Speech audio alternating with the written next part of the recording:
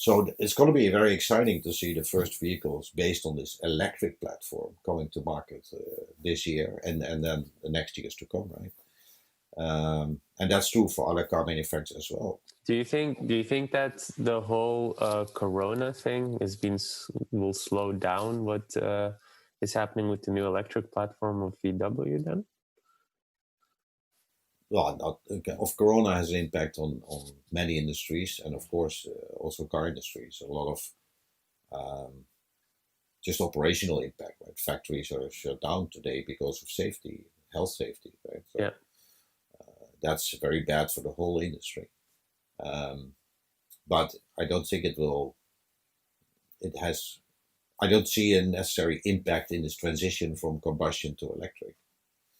But let's see. The personal ownership was on decline, right? More and more sharing of vehicles and shared vehicles, shared cars, etc. But maybe people uh, find it now more important to have their own vehicle, which is clean, which they trust. They cannot get infected. So maybe, if you look at the numbers of Uber and Lyft, so their business declined with about 85, 90% almost, right? Yeah. Well, Uber People don't Eats want to. is very popular though. Yeah, it's a different business. Yeah. Yeah. But so I don't know. We don't know what the future will be after Corona in terms of how people want to move around.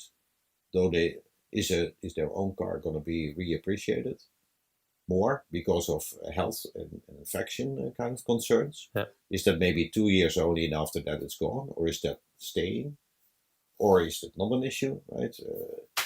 I don't know. If you like this episode, you can check out our most recent one here. And if you haven't already, make sure you click here to subscribe and see the next one.